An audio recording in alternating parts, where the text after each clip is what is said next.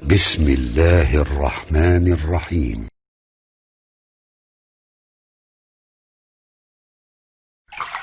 Lupa dibagi dua. Ya. Pertama ada lupa yang sifatnya positif. Memang bagian dari fitrah kehidupan. Diberikan lupa oleh Allah sebagai anugerah. Karena itu disebut kita insan. Insan disebutkan 65 kali di Quran, di 63 ayat, di 43 surah yang berbeda. Kata Ibnu Abbas radhiyallahu taala anhuma, termasuk dalam Ibnu Manzur di kitabnya Lisanul Arab menyebutkan, "Summiyal insanu insanan." Manusia disebut dengan insan. Kenapa? Minan nisyan, dari kata nisyan, akar katanya nasya, lupa. Li'annahu 'indama 'uhida ilaihi fanasya. Karena ketika dia punya perjanjian dengan Allah, kadang dia lupa dengan perjanjian itu. Bukankah antum berjanji ingin menjadikan Allah sebagai Rabb? Quran surah 7 ayat 172. Alastu bi rabbikum wa idz akhadha rabbuka min bani adama min dhuhurihim dzurriyyatahum wa asyhadahum ala anfusihim alastu bi rabbikum qalu bala syahidna. Kami berjanji ya Allah menjadikan kau sebagai Rabb. Rabb itu bukan berarti maaf Tuhan saja, ada konsekuensi. Tuhan yang dipatuhi perintahnya, Tuhan yang disembah dengan segala keagungannya, Tuhan yang diakui segala kemuliaannya, Tuhan yang diakui segala perawatannya, muncul rububiyah, sifat ketuhanannya disebut dengan uluhiyah, Tuhan yang dipanggil ketika kita memiliki kebutuhan-kebutuhan, ada asma wa sifatnya, dengan turunan yang lainnya. Nah sekarang persoalannya, maaf, kadang kita lupa di antara turunan-turunan ini. Katanya, mohon izin, Anda mau patuh kepada Allah, tapi dipanggil sholat belum datang juga. Katanya patuh kepada Allah. Kata Allah jangan sombong, sombong juga. Jangan dusta, masih dusta juga.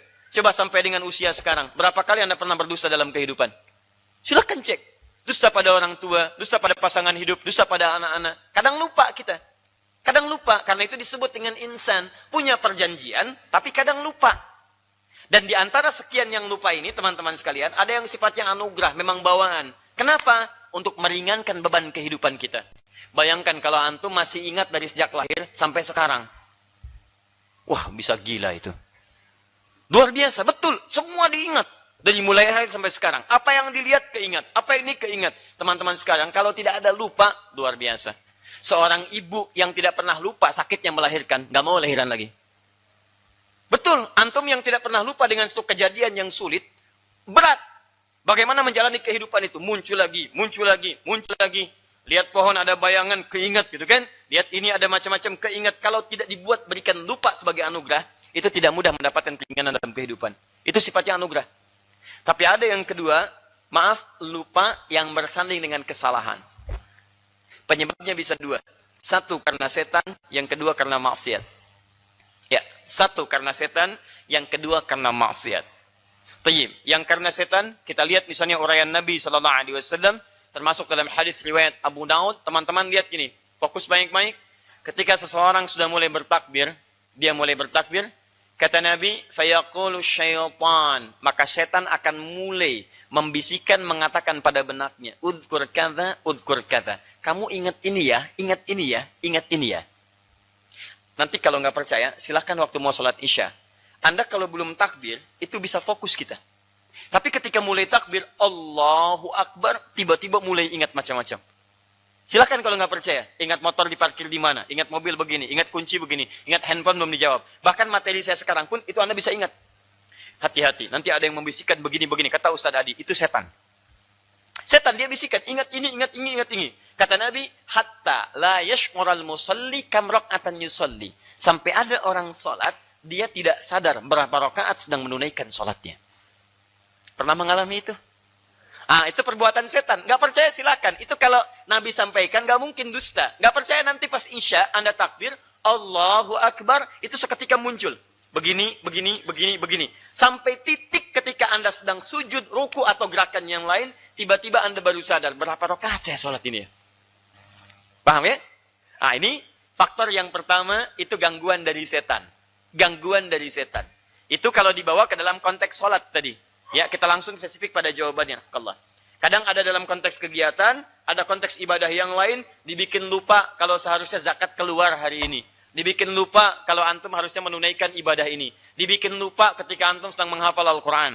Ini karena konteks pertanyaan sholat, kita fokuskan. Dibikin lupa ketika antum mulai bertakbir dalam sholat, sampai tidak sadar berapa rakaat antum sedang menjalaninya. Paham ini satu? Taib. Dua, ada lupa karena maksiat. Lupa karena maksiat. Awas, hati-hati ya. Hati-hati teman-teman sekalian. Saya katakan dari awal tadi, taat tidak akan bersanding dengan maksiat. Ingat kepada Allah. Semua kegiatan yang menjadikan kita ingat dengan Allah, di Quran disebut dengan zikron. Sedangkan zikron, itu sekarang dalam bahasa Arab disebut dengan sesuatu untuk mengingat. Ingat. Lawan dari lupa apa? Ingat. Jadi ketika antum menyebut ingat, itu zikir namanya. Makanya ketika anda diminta untuk mengingat menghafal Quran, mengingat-ingat Quran, menghafalkannya, bahasa Qurannya zikron. Silahkan cek, bukan hifdun, tapi zikron. Zikron. Quran surah ke-54. Ayat 17, ayat 22, ayat 32, ayat ke-40. Walaqad yassarnal Qur'ana lidzikri. Fahal min muddakir. Dan sungguh, kami telah mudahkan Al-Quran untuk diingat. Kalimat ingatnya menggunakan kata zikron. Zikron. Zikir. Ingat. Bisa diartikan juga menghafal. Uzkur. Coba ingat-ingat. Coba sebutkan. Atadhkur, apa kamu ingat? Dan seterusnya. Zakir, yang mengingatkan. Fadzakir, coba ingatkan. Fadzakir innama anta mudzakir. Wa dzakir fa inna dzikra tanfa'ul mu'minin. Dzakir, dari kata dzakara, ingat. Lawan dari ingat, itu lupa. Nasya. Nah, lihat baik-baik. Sedangkan zikir di Quran, segala aktivitas yang tidak sekedar menjadikan kita ingat, tapi ingatan ini diarahkan kepada Allah Subhanahu wa Ta'ala. Jadi bukan sekedar ingat, tapi dijadikan semua ingatan ini terhubung dengan Allah Subhanahu wa Ta'ala. Ya, fokus. Mau jalan, ingat Allah. Mau makan, ingat Allah. Mau kerja, ingat Allah. Karena itu dalam Al-Quran, semua kata zikir yang disebutkan, itu tidak akan pernah keluar dari konteks ibadah dan ketaatan pada Allah Subhanahu wa Ta'ala. Contoh, perhatikan baik-baik, saya agak percepat sedikit. Salat disebut dengan zikir. Salat misalnya. Itu disebut dengan zikir. Quran surah ke-20 ayat ke-14. Wa aqimis salata lidzikri. Tayyib, doa disebut dengan zikir. Doa. Quran surah ke-7 ayat 205. Wadhkur rabbaka fi nafsika tadarruan wa khifatan wa dunal jahri minal qaul. Kalimat-kalimat thayyibah pasca salat, subhanallah, alhamdulillah, Allahu akbar, disebut dengan zikir. Kalimat thayyibah, ya, ada di Quran surah ke-4 An-Nisa ayat 103. Kemudian, maaf, hal-hal yang menjadikan Anda ingat Allah, jalan ingat Allah, makan ingat Allah, ingat pada umumnya disebut dengan zikir. Lihat Quran surah kedua Al-Baqarah ayat 152. Fadhkuruni adzkurukum. Misal, Anda beraktivitas, jalan, makan, duduk, kemudian berbaring, itu diminta untuk zikir ingat pada Allah. Quran surah ketiga Ali Imran ayat 191. Misal, alladzina yadhkuruna Allah, yadhkurun, zikir, ingat Allah, qiyaman, berdiri ingat Allah, wa qu'udan, duduk ingat Allah, wa ala junubihim, berbaring ingat Allah. Perhatikan, setiap disebutkan kalimat ingat, itu selalu bersanding dengan taat ibadah. Korelasi positifnya, orang-orang yang meningkatkan ketaatannya kepada Allah, taat, tingkatkan. Bukan sekedar dia akan terhubung kuat dengan Allah, tapi akan dijaga ingatannya dalam setiap aktivitas yang dia jalani. Demi Allah saya katakan ya, kalau Anda ingin cepat mengingat sesuatu, di antara cara tercepatnya, perbaiki hubungan Anda dengan Allah Subhanahu wa Ta'ala. Karena semua kalimat ibadah di Quran umumnya disebut dengan kalimat zikir, ingat. Anda tingkatkan ingatan kepada Allah, Allah tambahkan kepada Anda ingatan dalam kehidupan. Termasuk penghafal Quran, itu paling hebat. Makanya kalimat zikirnya 4 kali disebutkan di Quran. Ini sudah penelitian, Anda sudah bisa hafal Quran, itu otomatis paling minimal 3 kali ingatan Anda akan menguat dari biasanya. Dengan cara, maaf, jika memang hafalan Anda dikerjakan dengan cara yang benar. Nah, lawan dari ingat, apa tadi? Lupa. Lawan dari taat, apa? Maksiat. Masih ingat? Maksiat. Perhatikan, ini agak sedikit rumit ini. Zikir, ingat. Caranya, taat. Lawan, ingat, lupa. Baik, lawan dari taat, maksiat. Jadi kalau Anda banyak maksiat, Anda akan lupa dengan Allah. Anda banyak maksiat, Anda lupa dengan ibadah. Anda banyak maksiat, terganggu ibadah Anda. Anda banyak maksiat, Anda banyak melupakan hal maslahat dalam kehidupan Anda. Makanya kalau ada orang mengerjakan maksiat, konotasinya lawannya taat. Ketika ada orang taat, konotasinya dia semakin ingat. Ingat dengan ibadah, ingat dengan khusyuknya. Jadi yang kedua faktor yang menyebabkan terganggu seseorang ibadah, ketaatannya terganggu, salah satunya dengan maksiat.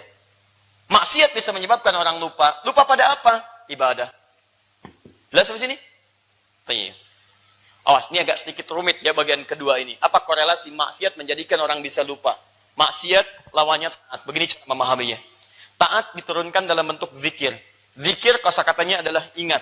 Ini amalannya, ini ada salat, ada doa, ada kalimat thayyibah dan seterusnya. Jadi kalau orang banyak ibadah, maka meningkatkan ketaatan, semakin ingat dengan Allah. Ingatan dikuatkan oleh Allah. Lawan dari ingat adalah lupa. Perhatikan baik-baik. Lawan taat adalah maksiat. Korelasinya, kalau orang banyak maksiat, dia akan banyak lupa. Apa yang pertama dilupakan? Ibadah. Ibadah. Ya, karena kontra, paradoks atau lawan daripada lupa di sini adalah ingat terkait dengan ibadah. Makanya kalau ada orang lupa dalam ibadahnya, tidak fokus dalam ibadah, coba cek dulu, antum ngerjakan maksiat apa sebelum ibadah itu. Karena hanya orang yang melakukan maksiat, dia tidak akan peduli dengan ibadahnya. Karena itu ketika orang munafik disebut di Quran ibadah, disebut oleh Quran, kalaupun sholat, malas dia. Kalaupun ingat dalam sholatnya, cuma sedikit, yang lainnya mikirin yang lain. Buka Quran surah keempat ayat 142, paling kanan sebelah atas. An-Nisa ayat 142, ini prakteknya. Ini teorinya, ini turunannya, ini prakteknya. Innal munafiqina yukhadi'una Allah wa huwa khadi'uhum. Wa idza qamu ila as-salati qamu kusala yura'una an-nasa wa la yadhkuruna Allah illa qalila. Innal munafiqina, sungguh orang-orang munafik itu, lihat kalimatnya, yukhadi'una Allah, mereka mencoba mengelabui Allah dalam ibadahnya. Jadi mereka pura-pura seperti ibadah, padahal nggak fokus dengan ibadah. Munafik itu kan termasuk tingkat tertinggi dalam maksiat. Termasuk tertinggi. Makanya muaranya neraka jahanam, Pak, Bu. Munafik itu, muara terbesarnya neraka jahanam. Lihat ayat 140-nya. Quran surah keempat, ayat 140, paling kiri sebelah bawah. Langsung ke ujung ayatnya. Langsung ke ujung ayatnya. Innallaha jami'ul munafiqina wal kafirina fi jahannam jami'a. Allah akan menghimpun orang munafik bersama dengan orang kafir di neraka jahanam keseluruhannya. Nah, awas, lihat baik-baik. Ibadah enggak? Ada yang ibadah. Cuman ibadahnya itu karena banyak maksiatnya, dia enggak bisa khusyuk dalam ibadah. Bahkan hanya mengelabui orang saja. Yang penting saya sholat, dia mencoba menipu Allah. Mengelabui orang sekitarnya supaya kelihatan dia sholat. Yukhadi'un Allah. Maaf. Innal munafiqina yukhadi'un Allah wa huwa khadi'uhum. Padahal dia cuma menipu diri sendiri. Capek-capek kamu sholat. Saya juga nggak perhatikan, kata Allah. Saya nggak nilai, saya nggak berikan pahala. Tapi yang paling menarik, begitu mereka sholat, qamu kusala. Memang sholat, tapi malasnya kelihatan. Jadi kalau Anda, maaf teman-teman, Anda satu kali ada sifat malas dalam ibadah. Misal, mau sholat malas, mau ruku malas, mau sujud malas, hati-hati betul, hati-hati. Anda mesti evaluasi maksiat apa yang Anda kerjakan sampai membuat Anda malas dalam ibadah. Hati-hati. Pasti pernah maksiat. Gak mungkin kalau gak maksiat. Dan yang paling berbahaya adalah pada titik yang tertingginya. Lihat. Wala yadhkuru dzikir, wala yadhkurunallaha illa qalila. Dan mereka tidak ingat dengan Allah kecuali sedikit saja. Sedikitnya apa? Sedikitnya masih mau sholat. Cuman dalam sholatnya tetap gak ingat Allah. Yang diingat fulan, ini, itu, maslahat dunia dan sebagainya. Wala yadhkurunallah, tidak ingat. Apa lawan tidak ingat? Lupa. Dibuatlah dia lupa dengan nilai ibadahnya. Jadi kalau ibadah gak ingat Allah, maaf, kadang cepat, kadang lupa rakaat, kadang tidak ada fokus dan sebagainya. Kalau Anda mengalami sifat seperti ini, maaf, coba fikirkan pada diri kita. Dari dua kemungkinan tadi, ada yang positif, ada yang negatif. Di mana posisi kita kalau mengalami seperti itu sesuai dengan pertanyaan Ibu tadi?